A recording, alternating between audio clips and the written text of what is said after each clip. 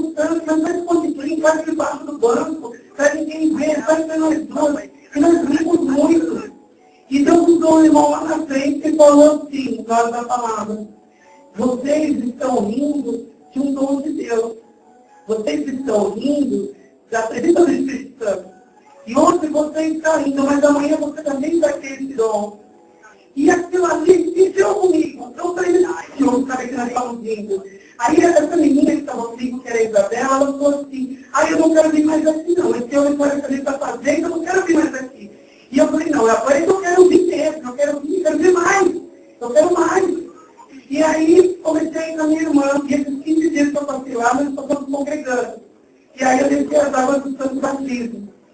Me batizei aos 14 anos. E no decorrer de quando eu voltei para a casa dos meus pais, a minha mãe soube que eu estava batizado no Evangelho, agora eu era crente, só eu dentro da minha casa, 14 anos, adolescente. Foi uma luta terrível, porque a minha mãe não queria que eu usasse saia. A minha irmã me dava fé e me cortava a saia. Ela falou assim, com puta, falou, mãe, eu vou para a igreja. Ela falou, não, você não sai, você está dentro do quarto, eu pulava a janela, pulava o muro, saía tudo amarrado, tudo machucado, ia para a igreja. E foi assim durante um bom tempo, uns 6, 7 meses. Aí, com meu pai vindo, eu estava machucado, ele estava todo dolorido, eu não trabalhava, e eu não estava até 15 anos. E aí meu pai chegou e falou assim, olha, eu vou deixar você ir para a igreja. Mas tem uma coisa, você tem que achar uma irmã e um irmão, um casal, que te leve e que te traga. Então eu arrumei, eu conversei com a irmã na igreja, e era o esposo dela me educava e me levava. E aí, eu sou outro motivo para encontrar com ele. Porque ele chegava, eu chamava no portão e incomodava ela. Só porque eles eram evangélicos, eu chamava no portão. Então era uma luta muito tremenda que eu passava com a minha própria mãe, porque ela não entendia e ela não aceitava de forma nenhuma. O tempo foi passando e com o adolescente, difícil servir a Deus. Já é difícil pela natureza da vida espiritual da gente. Porque quando você serve a Deus, você se afasta de muita coisa do mundo. Você se afasta das músicas do mundo, das baladas, de certas companhias. Né? Os seus amigos vão ficar assim, beber, você não vou, porque isso não é de Deus, não é agradável. Eles tomam uma rodinha falando piada suja, você não vai, você não pode participar, você sabe que aquilo não é agradável a Deus.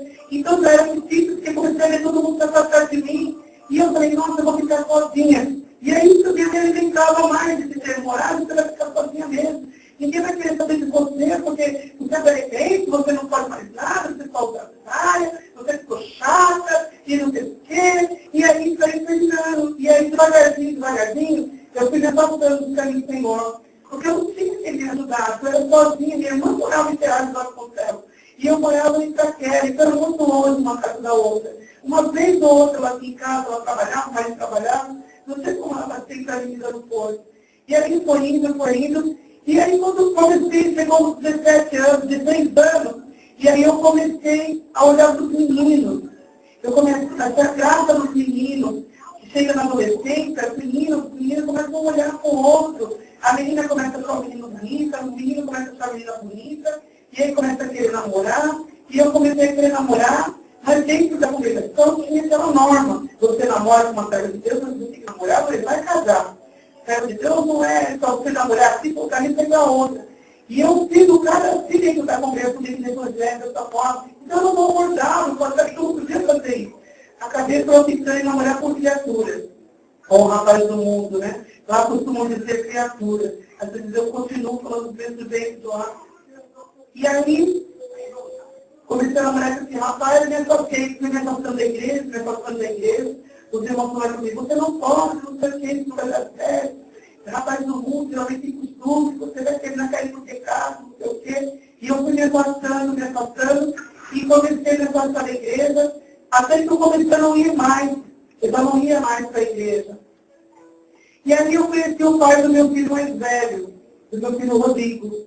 Quando eu conheci ele era do mundo, a mãe dele era macumbeira, e como a mãe dele ela não queria que ele namorasse comigo, só pelo fato de eu ir à igreja, porque eu não estava mais firme no evangelho. Eu já estava usando calça novamente, já estava cortando cabelo, já estava usando pintura, uma vez ou outra eu ia na igreja.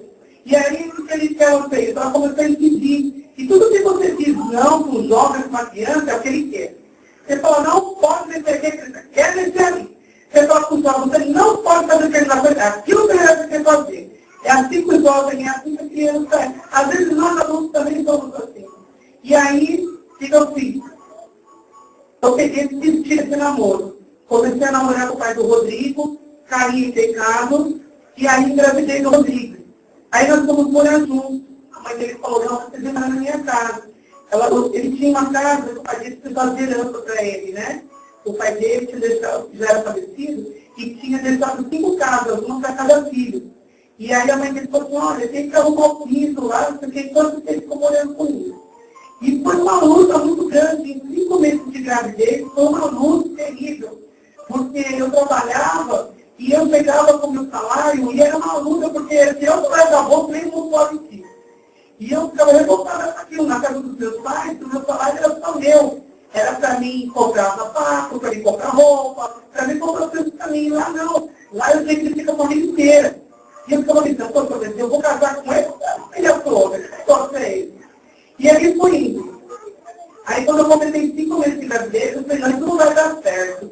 Aí eu falei pro meu pai, pai, eu estou trabalhando, deixa eu ganhar neném, eu amo incômodo e vou morar com meu filho, deixa eu ficar morando com o senhor. Meu pai falou, não, vem pra casa, você não está bem lá, vem pra casa, né? E aí eu voltei para a casa dos meus pais. E aí, quando foi um determinado dia, o meu irmão trabalhava com integração, trabalha até hoje. E aí o Walter encontrou com o Rui, que é meu marido hoje, que ele é nosso primo também. Encontrou com ele, eles vão procurando serviço, olha, nosso trabalho está precisando. E aí o Rui foi trabalhar com o Walter.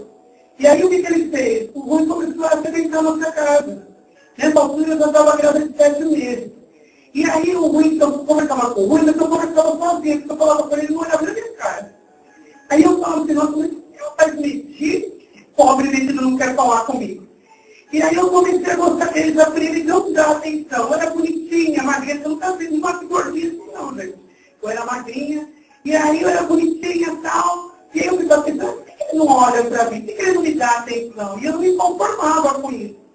E aí foi, e aí o Rui chegou e começou a conversar comigo, e eu comecei a gostar dele.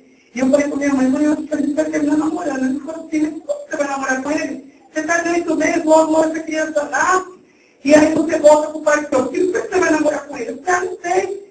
E a mãe dele, uma vez, a minha tia foi com ele em casa, na época eu tinha uns 12 anos, e ele tinha 14, 15 anos, e a mãe dele pegou e falou assim, olha, Rui, a Osana tem verdade boa para vocês namorarem. E eu lembro que eu olhei para ele, eu falei assim, ele era feio. E eu olhei para ele e falei assim, era bonitinha, e vestida pra caramba, e eu